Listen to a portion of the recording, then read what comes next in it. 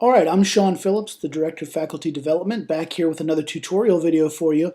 On occasion, you may have a situation when the portal for registration is closed and you need to either add a student to a class or a number of classes, or you need to remove the student from classes. So they come and say for some reason they need to drop a course, and you've already gone through the process of evaluating whether that's a good idea for them or not and advising them in the direction that they should go. So let's say you come to the place where the student needs to add a course and you want to do that. At Piedmont we have a system, it's a form that automatically goes to the necessary parties. So I'm going to show you how to get to the form because it will begin with you as the advisor, and I'll show you how you get the form through the process. We used to do this the old-fashioned way where there was a yellow paper and a white paper and a pink paper and they had to take them to all the different people, but that process is way better now through this form that sends out to all those people individually. So what you need to do, first of all, you can only do a drop add form for someone for whom you are the advisor, unless perhaps you're the dean of the school. So you want to go into your web browser. You're going to go directly to the faculty access for the web. I'm assuming you've already got that set up over here. If you don't, you want to sign into MyPIU, also known as Okta, and I've not signed into Okta yet, so I'm going to go ahead and do that.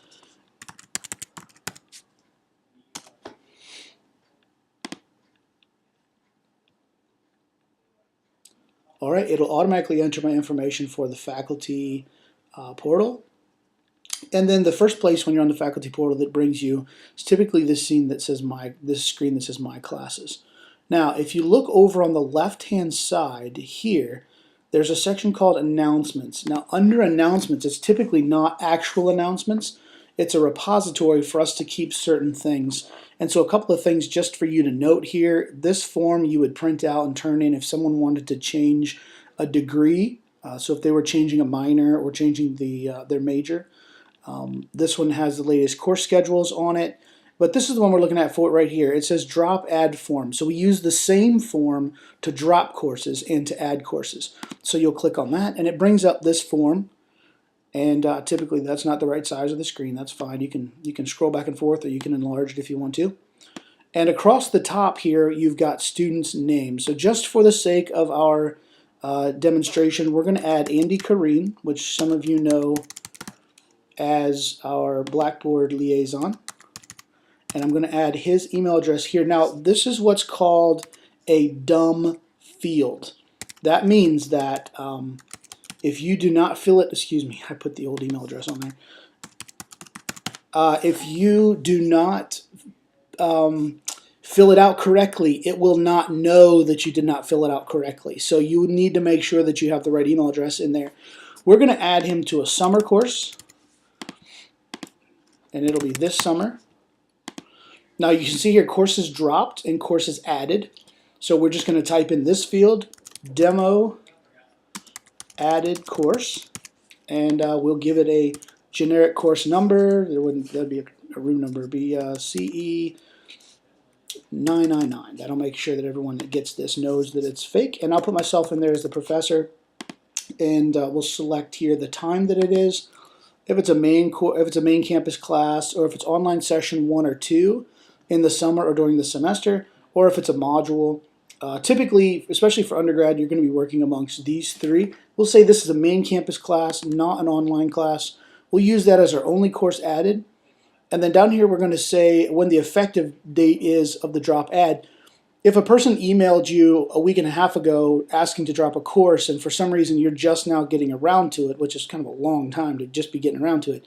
But if for some reason there was a question, you could go back and change that effective date if you needed to show the date that they actually wanted to drop the course. Now we're adding a course, and we're going to, or add the course here for that date as well.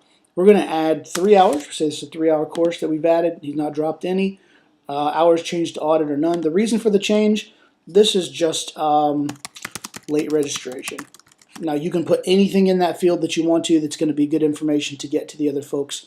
You're going to put the advisor's name, and my name is automatically there because I've used this form quite a few times. Advisor's email, push my first letter, and there it pops up because, like I said, I've been the one using this form.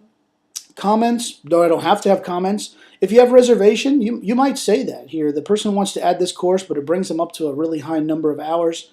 And so I might say I'll just say almost 99.5% of the time I have no reservation because we've already talked this through. But every once in a while I might put with reservation. The student wanted the extra hours. I recommended maybe you shouldn't. But once again, our role is that of an advisor. And as long as we have told them this could affect your graduation date, this could be too many hours for you, given your weakness in math, I wouldn't add another math class, those kinds of things, then you could put with reservation and put your comments.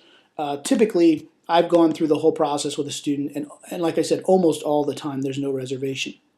So I don't have to have comments, but I can have comments. Are any of them online courses? And so we've got this that you can change. This one is not. We've made it a main campus course, so we say no. And then financial aid approval, business office approval, registrar approval. Now this form, when I submit it with the button at the bottom, I don't have to click any of these things. The next place this form will go through our email server will be to the financial aid office, and that person will look it over, determine if it affects if we were dropping hours, it could bring them below what they would get for a Pell Grant or those sorts of things. So financial aid needs to see it. When financial aid clicks this button right here, it'll automatically, so once I fill it out, I'm done with it. But the process that it'll go through is to financial aid for approval. Then it'll move over to the business office for approval. Once again, that's going to affect their bill, so the business office is going to take care of that. And then it's going to get to the registrar, who is going to either actually add or drop the course. So rather than making another video of this, pretty simply, if you were to do the exact same process but put these courses over here on the dropped courses list and then just change how you calculate the hours, all of the rest of this process is the same for the drop add form. And so when I hit submit here and this form is live, it's actually going to go to the financial aid office next. You just get this little confirmation that says the online drop add form has been submitted. You may close this window. Okay, so we do that.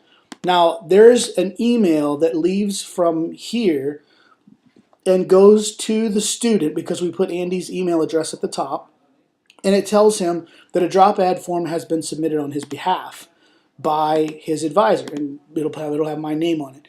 If I go to my email, then it's also going to give me a let that thing update.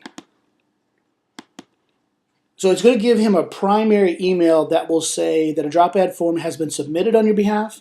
And on the back end of that, when the drop add form has been completed, then it will say that the drop add form has been completed on your behalf. So the student will get an email saying that the drop add form was submitted, and they'll also get an email that says the drop add form has been completed. And it looks like maybe my email is just taking a minute to upload here, so I'm not gonna worry too much about that. But you will see an email that'll be in, if you're the originator of the form, an email that will say that you have put through one for them. It's just a good way to follow up. So if you see the email that you put it through, but it doesn't come back around for a while, then you would want to follow up on that. And typically the student will come back to you and say, hey, wait a minute, I'm supposed to be in this class and it still hasn't added yet. All right, so that's a tutorial helping you to use the drop add form. Once again, just a reminder, that drop add form can be found on Faculty Access. Under the Home button, you'll see announcements over on the side right here, and it is the last one on that sheet. So drop add form is on the faculty portal on the main or home page on the left-hand side under announcements. All right, I hope this was helpful to you. If you have any questions, of course, you can feel free to get in touch with me, phillipss@piedmontu.edu, or my number, 336-714-7966. I'm here to help you any way I can, so let me know. Lord bless.